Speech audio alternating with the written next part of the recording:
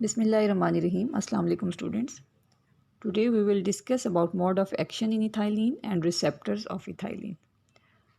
First topic is mode of action in ethylene. Plants में ethylene किस तरह से अपने इफ़ेक्ट्स शो करता है, रिस्पॉन्सेज शो करता है। रिस्पॉन्सेज में इसके जो फिजियोलॉजिकल इफ़ेक्ट्स हैं, साइंटिस्ट ने इनको बहुत हद तक काफ़ी डीपली जो है स्टडी किया है, लेकिन इसका जो मोड ऑफ़ एक्शन या मैकेनिज़्म है इसको इतना ज़्यादा स्टडी नहीं किया गया। The mode of action of ethylene is not well understood. We now know much about the biochemical changes associated with ethylene-mediated plant responses. On the contrary, very little is known of the mechanism by which ethylene mediates such processes.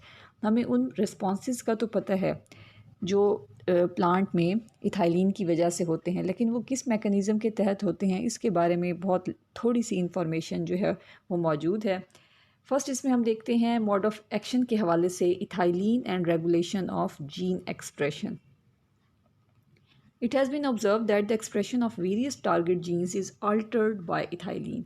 Plants में ethylene अगर मौजूद है तो वो बहुत सारे targeted genes के expression को चेंज करता है, अल्टर कर देता है। किस तरह से कि ethylene has been shown to increase the levels of messenger RNA transcripts of several genes corresponding to the enzyme proteins like cellulase, chitinase, beta-1,3 glucanase and peroxidase।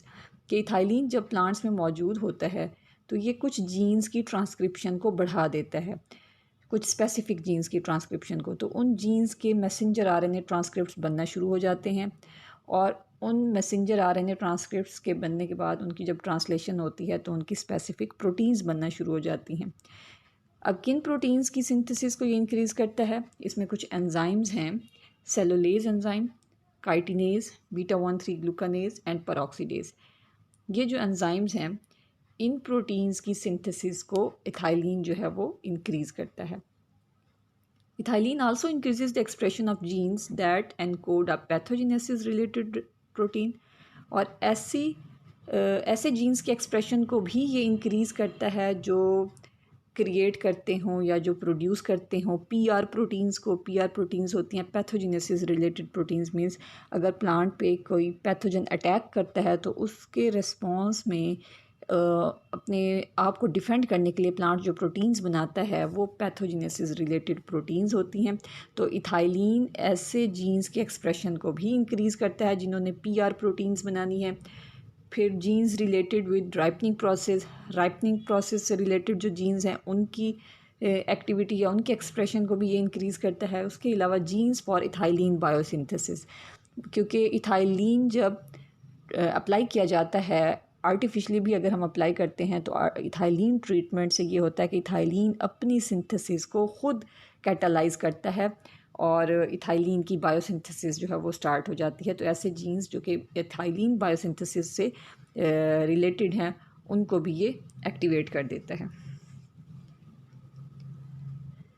In tobacco 4 proteins were identified which are called ERE binding proteins. ERE क्या है? Ethylene responsive elements. And ERE binding proteins को EREBP भी लिखा जाता है, means ERE binding proteins. Tobacco में 4 proteins हैं जो कि आइडेंटिफाई हुई हैं as a ethylene responsive element binding proteins that bind to the ERE sequences of DNA।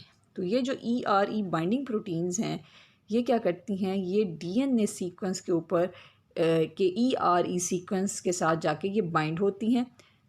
The genes that encode these proteins with the ERE binding proteins may be regarded as ethylene primary response genes।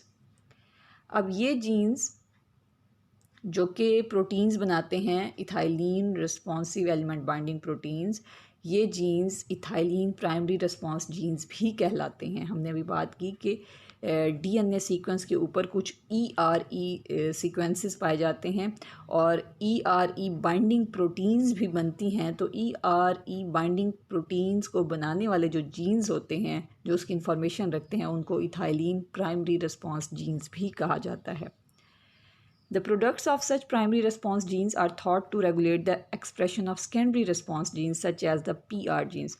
अब ये जो primary response jeans हैं जिन्होंने क्या करना है, इन्होंने ERE binding proteins बनानी है अब ये प्राइमरी रिस्पॉन्स जीन्स इनफैक्ट अपने प्रोडक्ट्स के ज़रिए सेकेंडरी रिस्पॉन्स जीन्स के एक्सप्रेशन को रेगुलेट करते हैं। ठीक है, प्राइमरी रिस्पॉन्स जीन्स के जो प्रोडक्ट्स हैं वो हैं ERE बाइंडिंग प्रोटीन्स, और उन्होंने क्या करना है, उन्होंने सेकेंडरी रिस्पॉन्स जीन्स के एक्सप्रेशन को रेगुलेट करना है।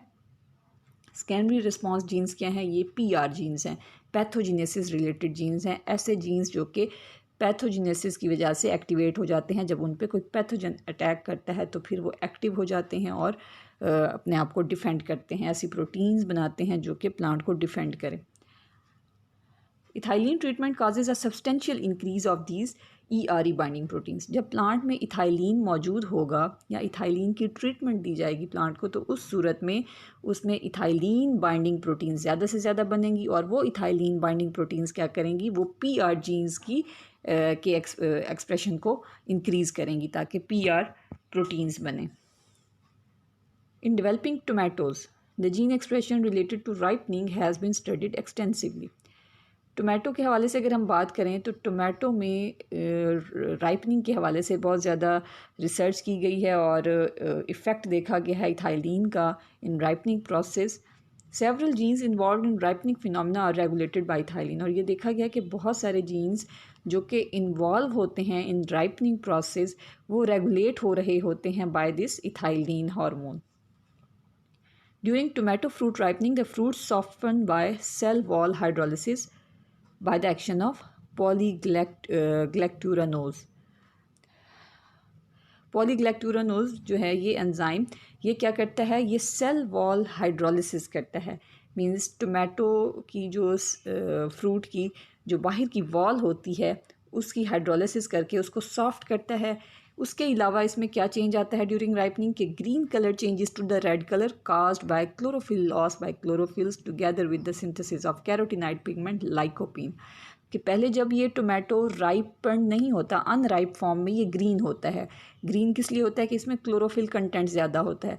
तो जब वो राइपनिंग की प्रोसेस में आता है तो उसका कलर ग्रीन से रेड होना शुरू हो जाता है। मींस उसमें क्लोरोफिल जो है वो ख़त्म होना शुरू हो जाता है और उसकी जगह कैरोटीनाइड्स जो हैं वो डिपॉजिट होना शुरू हो जाते हैं। तो जो कैरोटीनाइड इसमें डिपॉजिट होता है उसको लाइकोपीन कहा जाता है। कैरोटीनाइड पिगमेंट है ये लाइकोपीन, इसकी डेपोजिशन होना शुरू हो जाती है जिसकी वजह से ये ग्रीन से रेड कलर में चेंज हो जाता है।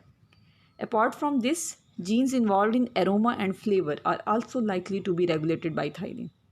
उसके अलावा टोमेटो में जो एरोमा, जो टेस्ट, जो फ्लेवर उसमें आता है वो भी उसके जो जीन्स हैं वो भी इथाइलिन ही रेगुलेट कर रहा होता है। मींस उसके राइपनिंग में जो चेंजेस आती हैं during the process of ripening वो सारी रेगुलेट होती हैं बाय इथाइलिन। यहाँ पर ये एक समरी सी दिखाई गई है कि राइपनिंग प्रोसेस जब होता है टोमेटो में तो इसको ये इथाइलिन जो है ये सारी चेंजेस को कंट्रोल कर रहा होता है। ठीक है, और इसमें जो डेवलपमेंटल चेंजेस आती हैं ड्यूरिंग राइपनिंग वो एक तो ये कि सेल वॉल की सॉफ्टनिंग हो रही होती है, उसमें फ्लेवर या एरोमा जो बनता है, उसमें न्यूट्रिशनल कंटेंट जो है और उसके अलावा क्लोरोफिल लॉस होना शुरू हो जाता है। उसकी वजह उसकी जगह जो है वो कैरोटीनाइड पिगमेंट जैसे कि लाइकोपीन है वो अकोमुलेट होना शुरू हो जाता है। उसके अलावा पैथोजन ससेप्टिबिलिटी के हवाले से कि अगर वो पैथोजन ससेप्टिबल है तो उसको उसमें PR जीन्स फिर जो है वो एक्टिव होंगे और उसको पैथोजेनेसिस, अगर उसमें पैथोजन अटैक होता है तो उसको रेजिस्टेंट बनाएंगे। The term pathogenesis related protein is now used to include all antifungal and antimicrobial plant proteins that are induced after pathogen attack or other stress exposure। अब ये pathogenesis related proteins या जिनको हम PR प्रोटीन्स कहते हैं ये क्या होते हैं, जैसे मैंने बताया कि पैथोजेनेसिस रिलेटेड हैं क्योंकि तो जब किसी भी पैथोजन का अटैक होता है प्लांट के ऊपर, ठीक है, अब उस पैथोजन में फंगस भी हो सकता है, कोई भी माइक्रोब हो सकता है, बैक्टीरिया हो सकता है, वायरस हो सकता है। जब वो किसी प्लांट के ऊपर अटैक करता है तो वो पैथोजन कहलाता है। तो इसमें पैथोजेनेसिस रिलेटेड प्रोटीन्स में वो तमाम प्रोटीन्स आ जाती हैं जो एंटी फंगल हों, अगर फंगस का अटैक है तो उसको किल कर सकें, एंटी माइक्रोबियल हों, कोई माइक्रोब अटैक कर रहा है तो उसको किल कर सकें। मीन्स जो भी पैथोजन अटैक करता है तो उसको किल करने के लिए, प्लांट को डिफेंड करने के लिए जो प्रोटीन्स बनती हैं वो पैथोजेनेसिस रिलेटेड प्रोटीन कहलाती हैं। PR proteins can also be induced by ethylene and salicylic acid and by a few other growth regulators. एक तो नेचुरली प्लांट में ये होता है कि जब कोई पैथोजन अटैक करता है तो वो उसमें पैथोजेनेसिस रिलेटेड जो प्रोटीन्स हैं वो बनाना शुरू कर देता है। उसके अलावा इथाइलिन जो है अगर वो प्लांट में मौजूद है या सिलिसिलिक एसिड है, ये भी क्या करते हैं, ये पीआर प्रोटीन्स की सिंथेसिस को इंड्यूस करते हैं कि अगर पैथोजन का अटैक हुआ है तो पीआर प्रोटीन ज़्यादा से ज़्यादा बनती हैं उस प्लांट में जिसमें इथाइलिन या सिलिसिलिक एसिड मौजूद हो। The development of disease-resistant crops seems possible by manipulation of the genes and coding these proteins.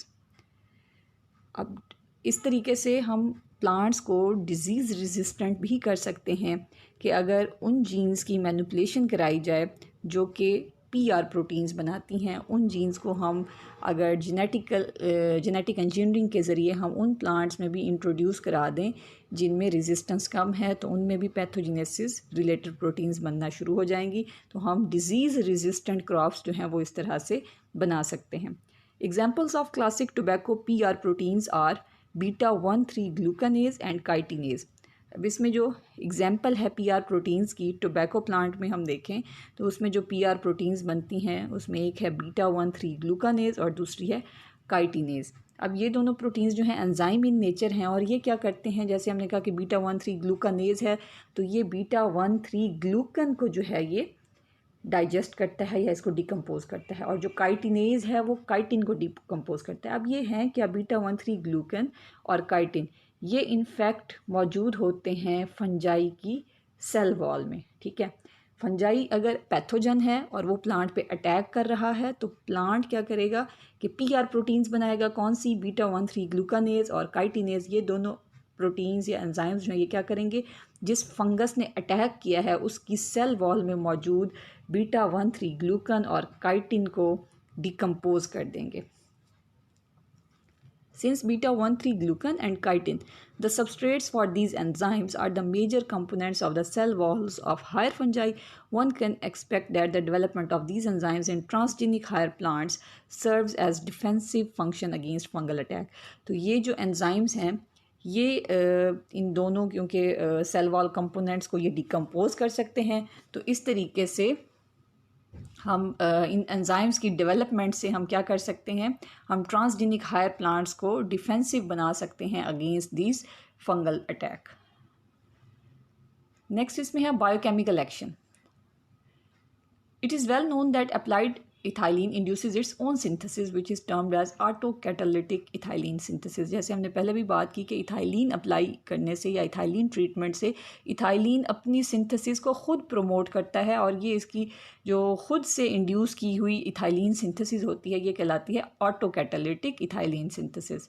In this model, the mode of action of ethylene at the molecular level involves the regulation of ACC synthase.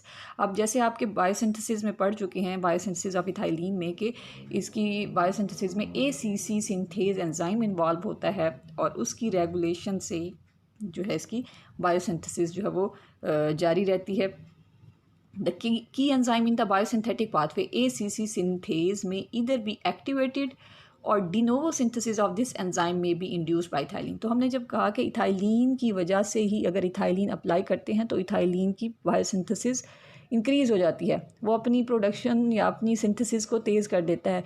तो इसमें जो इसका की enzyme है ACC synthase, ये या तो active हो जाता है due to the presence of ethylene, या फिर इसमें ज़्यादा से ज़्यादा नए ACC सिंथेज जो हैं वो बनना शुरू हो जाते हैं। मीन्स दो पॉसिबिलिटीज़ हैं, एक तो पहले से मौजूद ACC सिंथेज जो हैं वो एक्टिव हो जाएंगे और उसके साथ इसके अलावा मज़ीद जो हैं ACC सिंथेज वो बनना शुरू हो जाएंगे ताकि ज़्यादा से ज़्यादा इथाइलिन की प्रोडक्शन हो सके। तो ये इसमें मोड ऑफ एक्शन के हवाले से। नेक्स्ट हमारा टॉपिक है इथाइलिन रिसेप्टर्स। इथाइलिन रिसेप्टर्स के हवाले से भी आप पहले पढ़ चुके हैं। रिसेप्टर्स जो हैं इथाइलिन के ये मोस्टली मौजूद होते हैं एंडोप्लाज्मिक रेटिकुलम की मेम्ब्रेन के ऊपर। An ethylene binding receptor protein has been identified in Arabidopsis thaliana, tomato and other plants which is known as ETR1। और अरेबिडोप्सिस, टोमेटो या इस तरह के बाकी प्लांट्स में जब स्टडी की गई है रिसेप्टर्स के हवाले से, तो इथाइलिन के जो रिसेप्टर प्रोटीन्स हैं ये एंडोप्लाज्मिक रेटिकुलम की मेम्ब्रेन पे पाई जाती हैं और इनको ETR1 का नाम दिया गया है। 4 other proteins are also known that serve as ethylene receptors. इसके अलावा बाकी कुछ 4 अदर प्रोटीन्स जो हैं वो भी आइडेंटिफाई हुई हैं एज अ रिसेप्टर, जिनको ETR2, ERS1, ERS2 and EIN4 का नाम दिया गया है। Like cytokinin receptor, the ethylene receptor is also similar to bacterial two-component sensor histidine kinase. तो साइटोकाइनिन रिसेप्टर की तरह इथाइलिन का जो रिसेप्टर है ये सिमिलैरिटी रखता है बैक्टीरियल हिस्टिडीन काइनेज के साथ। इसका स्ट्रक्चर जो है उसके साथ मिलता जुलता है। It is a dimer of 2 polypeptides which are held together by disulphide bonds and is located on endoplasmic reticulum. जैसे हमने बात की कि ये एंडोप्लाज्मिक रेटिकुलम पे मौजूद होता है और ये जो रिसेप्टर प्रोटीन है इसके 2 पॉलीपेप्टाइड इसकी चेन्स होती हैं, जैसे हम पहले भी डिस्कस कर चुके कि एक ये है इसकी पॉलीपेप्टाइड चेन और दूसरी जो है पॉलीपेप्टाइड चेन वो ये है, ठीक है। और ये दोनों आपस में लिंक्ड हैं बाय दिस डाइसल्फाइड ब्रिज, ठीक है। डाइसल्फाइड बॉन्ड ये मौजूद हैं, इन ये दोनों को कनेक्ट कर रहा है पॉलीपेप्टाइड चेन्स को, ठीक है। और इसमें हम बात करेंगे कि इसके 3 जो हैं डोमेन्स होते हैं। फर्स्ट इसका पॉलीपेप्टाइड चेन का जो ये डोमेन है जिसके साथ NH4 लिखा हुआ है, ये अमाइनो टर्मिनल डोमेन है, ठीक है। ये देखें आप, इस तरह से ये स्पैन करता है on the endoplasmic reticulum membrane. ये दिखाई गई है ना एंडोप्लाज्मिक रेटिकुलम की मेम्ब्रेन, तो इसके ऊपर ये अमाइनो टर्मिनल मौजूद है और दरमियान वाला जो है वो कहलाता है हिस्टिडीन काइनेज डोमेन और फिर जो दूसरी एंड पे है वो कहलाता है रिसीवर डोमेन, जो कि कार्बोक्सिलिक एसिड टर्मिनल के साथ है। ये इथाइलिन रिसेप्टर ETR1 का स्ट्रक्चर है। Each polypeptide of the dimer receptor protein consist of 3 domains. अभी जैसे हमने देखा कि एक उसमें अमाइनो टर्मिनल डोमेन है which spans the endoplasmic reticulum membrane at least thrice, कि 3 टाइम जो है वो उस पर स्पैन करता है। उस पर आप इस तरह से देख सकते हैं कि ये अमाइनो टर्मिनल जो है ये 1, 2 और 3 इस तरह से। मिडल में जो है सेंटर में वो हिस्टिडीन काइनेज डोमेन है और सबसे आखिर में जो है वो रिसीवर डोमेन है जो कि कार्बोक्सिल टर्मिनल की तरफ है पॉलीपेप्टाइड चेन के। तो ये इथाइलिन रिसेप्टर्स के हवाले से हमने पढ़ा। ये आज का हमारा टॉपिक था। थैंक यू, अल्लाह हाफिज़।